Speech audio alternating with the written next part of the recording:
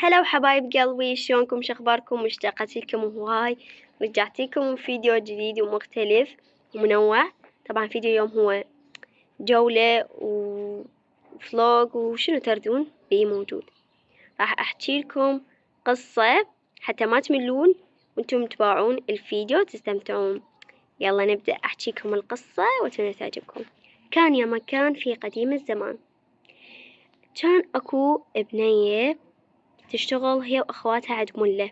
هذه الملاية إنه يشتغلون بالبيت، غسل مواعين، تنظيف، مسح، غسل ملابس وهاي السوالف. في يوم من الأيام هي كالعادة شغلها يومية، غسلت الملابس وصعدت للسطح حتى تشرهن، وفجأة شافت زوج الملة قاعد ياكل شخص. تعرفون شنو؟ قاعد ياكل شخص. فهي شنو شافته؟ خافت، قبل نزلت وكانت لابسة خلخال. إذا ما تعرفون شنو الخلخال يعني الحجل، أوكي؟ وقع من عندها من نزلت. فزوج الملا شافها ومشت بسرعة للبيت، مشالها للبيت وقال لها: يا فريط رمان، شفتي شفيتي وش خلخال خليتي؟ هي شردت علي: لا شفت ولا سمعت ولا خلخال خليت. قالها: أني راح آكل كل أهلك والملة وأخواني، شاكو شخص تعرفينه وتحبينه راح آكلهم. فهي سكتت وما حكت أي شي. بعد ما أكل كل أهلها وما عندها أي شخص، مشت حتى تشتغل. فسوت شكلها ولد. هذا الشغل الشخص يسوي فخار وهذه الأشياء القديمة تعرفونها. فقعدت بالمحل، قالت له أنه أنا ما عندي بيت، فعادي أقعد بالمحل أنام بيه. فقبل الرجال. فإجاها زوج الملا وإيش قال لها: يا فرات رمان، إيش شفتي وسمعتي وش خلخال خليتي؟ قالت له: لا شفت ولا سمعت ولا خلخال خليت. قال لها: هسه راح أكسر كل هذه الأشياء اللي بالمحل، وراح أقول إنه هو هاي أنتي، إنه أنتي اللي كسرتيهن. فكسر هذه الأشياء ومشى. وإجا الرجال الصبح لقى هاي الأشياء مكسرة، هي ظلت ساكتة. فاضطريت إنه بسطها وطريت إنه على أساس ولد يعني مو بنية. فرجعت مشيت اشتغلت عند ناس عندهم ولد، وهذا الولد هو هذا الواحد إلهم، ويعني ما عندهم غيره، إنه كمربية أطفال. فإجاها وقال لها: يا فريط رمان، شفتي وسمعتي وش خلخال خليتي؟ قالت له: لا شفت ولا سمعت ولا خلخال خليت. قال: هسه راح أشيل هذا الطفل وأشمره بالقاع وراح إنه هو يموت. فأقلهم إنه مو أقلهم إنهم يعني يجوا يشوفون هيك راح يذبونه براسه إنه هي اللي وقعت الطفل وكتلته. فنفس الشي همتين كتل الطفل. ولمن جوي أهله لقوه مقتول فطردوها همتين، يعني قتلوها وطردوها. فبعد ما تتحمل فمشت يم نخلة وقاعدة تحكي إنه هذه النخلة شق وبالعيني مثل ما نقولها، ما أريد أبقى هنا. فشنو انفتحت النخلة، صدق انفتحت النخلة طبت بداخلها. فإجا هو هذا اللي سوى بيها هيجي، قص النخلة وقعت بالماي. مشيت وصلت يعني يم ناس إنه مضيف وكذا وشيوخ وهالسوالف. قالوا للعمال إنه يشيلون هذه النخلة ويحطونها على صفحة لما تنشف ويستعملونها للحطب. فسووا مثل ما قالهم وخلوها يعني ليجي هوي النخل الثاني. وكانت يومية بالليل تطلع تسبح وتغسل وشوية يعني كتغيير جو مثل ما نقول، وتاكل من الأكل اللي يرمونه للكلاب. فشنو شافها مرة ابن الشيخ فجأة إنه هي حلوة وشعرها طويل، يعني كل صفات الجمال بيها. وهمتي رجعت للنخلة. فثاني يوم ابن الشيخ مشى أهله قالهم: أريد أتزوج.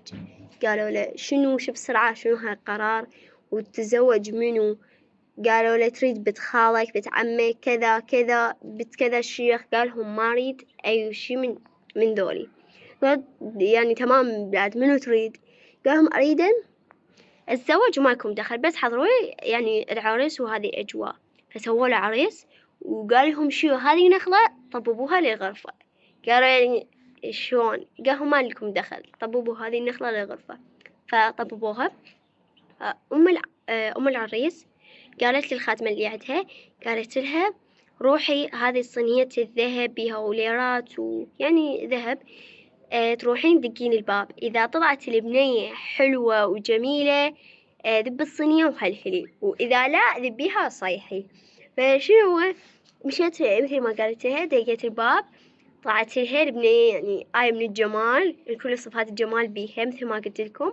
ذبت الصينية وهلهلت، يعني بنية حلوة وجميلة وكل الصفات الحلوة موجودة بيها.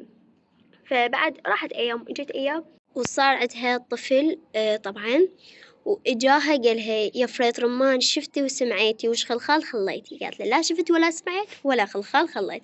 قالها هسه راح آكل ابنك وأقول إنه أنتي. فهو أكل الطفل، ويعني خلى يكل حريقها دم وكذا، وخلى السكينة بإيدها أساس إنه هي ماكلة ابنها، يعني ما أعرف شلون.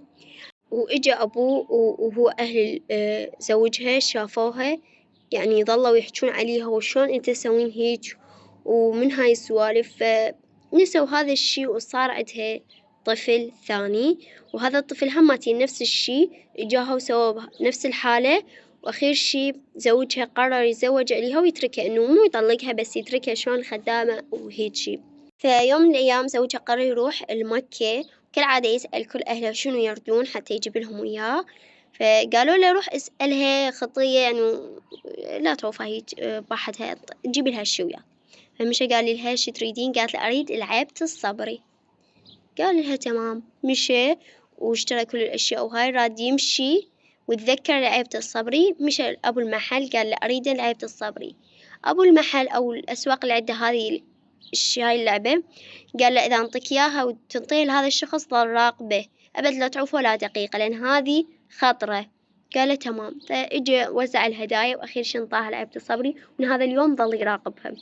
إجت هي تحت شوية، هذه لعبة الصبري هو اللي بيت جوا الترباية تمام، وهي قاعدة تحكي وياه إنه هيج صار وياي وأكل أهلي وسوى هيج وأطفالي وبعد ما أتحمل. فهذه اللعابة تنتفخ وترجع تفش. أخير شي انفجرت وطلعت منها السكينة، يعني قررت إنه هي تقتل نفسها. فزوجها قبل طلع وكمشها وقالها لا تسوين هالشي. وإجا هو هذا اللي سوى بيها كل هاي الأشياء، قالها أهلك كلهم رجعتهم وكل شخص تحبينه وحياتك كلها رجعتها، وأنا كنت أريد أختبرك وأنتي ما شفت شخص إنه صبر مثلك. فإنه الحكمة من هذه القصة إنه الصبر وما تملون بسرعة.